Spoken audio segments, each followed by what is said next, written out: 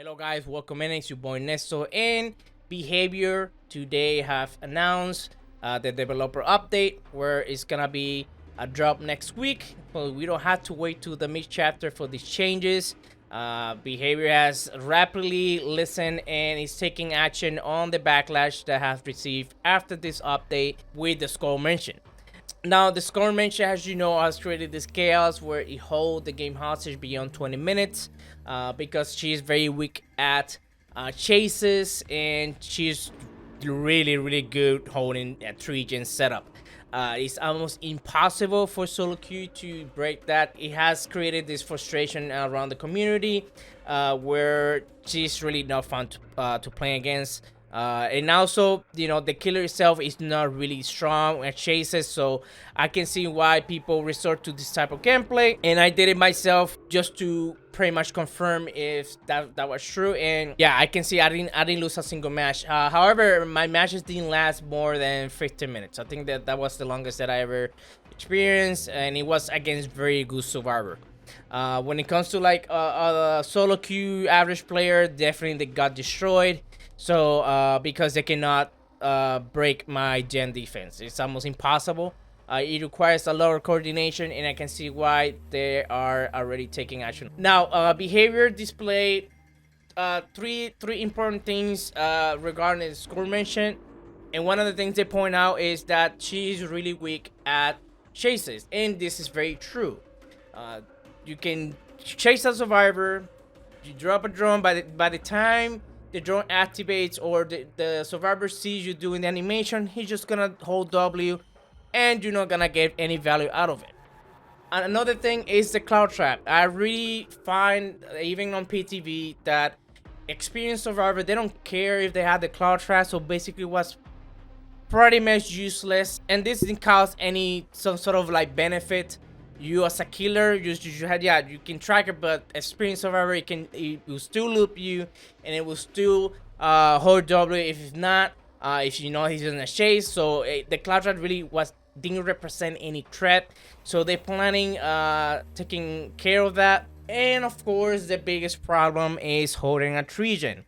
Like I mentioned before, 3-gen in the score mention, I think is one of the most powerful, even more powerful than the Night, I feel like, because you can just pretty much block that, and it was almost impossible to break that line of defense, because even if the survivor will hack the drone, you can just simply drop another one and keep the cycle over and over and over until you kill every single survivor, or the survivor is themselves quit. So I feel like behavior is basically taking some inspiration of the changes that they did to the Night, where using the power will grant haste to the killer. This is something very similar now. If the survivor have a cloud trap or they stand on the drone zone, you can get up to 7% haste on the killer. So it's very similar to the Night. So the school merchant is really slow when it comes to traveling the map.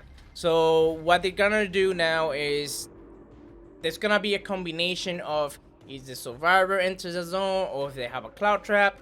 So for every single survivor that has a cloud trap or they stand on the drone zone, you're gonna get up to 7% haste bonus. So that's what I'm saying, that they resolving this slow issue very similar to the Night. So I'm guessing that they're using that approach to this killer as well, in order to be more powerful in chases but also moving across the map. Now the cloud trap will cause every pallet to break. There used to be the brown add-on that she had. Now it's gonna be base kit. However, I don't think this is gonna help either the cloud trap situation. This is gonna remain the same, because people what's gonna do is they're just gonna enter a loop, drop a pallet, and then hold W and leave.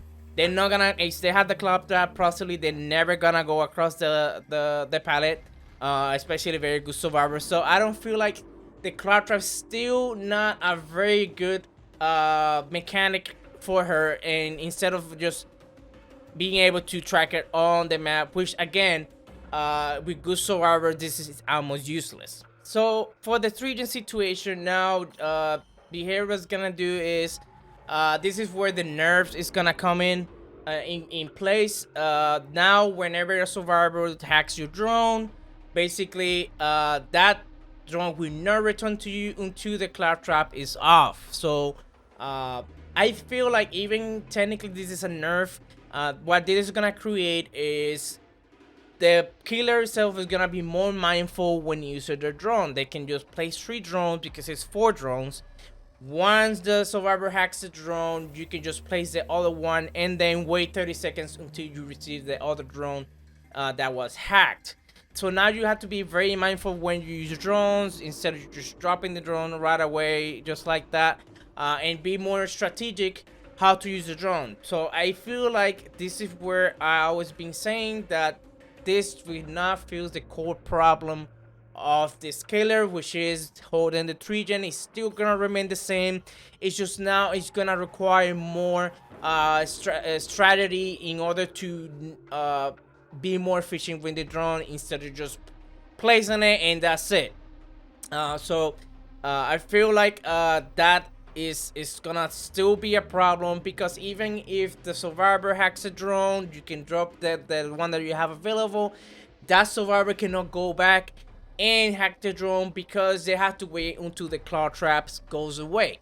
So I think what BHVR is trying to do basically is slowly is gonna rework the school merchant, because like I said, we're not gonna wait until the big chapter. So probably by the time the big chapter drops, she's gonna receive more changes until they completely rework her, because there's no way, there's no other way.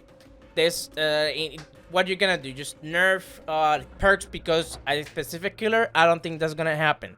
So she's she's still gonna be very strong holding gen, so keep that in mind. Some of the add-ons got reworked. So for the add-ons, basically now what they did some little rework. The brown add-on now just grants faster undetectable in the drone zone, and the Spirit battery has been nerfed to 40% instead of 150. So I think the add-on just became completely trash. And then the Predator rotor now is a very rare instead of iridescent. So that's basically it. So these changes are gonna be applied next week. And like I said, these changes are, even though they look good on paper, I don't think it's gonna change the core problem, which is holding the game hostage to 20 plus minutes, holding the 3 gen. I'm sorry, but me personally, I never had a long match with her, and I think I had the higher streak with her as well, and I never had a match that long. I was able to quickly demolish the survivors without necessarily holding a 3 gen.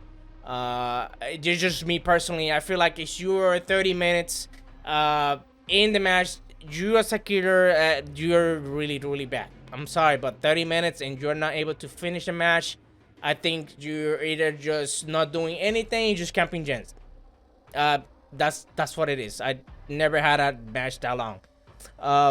Even against Goose survivors, I think the match that I had was like almost 15 minutes, but it was because I had a huge map and I have extremely good survivors. So because I feel like nerfing the specific perks because this specific killer is not really the way, because now you're affecting all the stuff that is in the game because of one single thing that is creating the problem, and you know, it requires more work than that.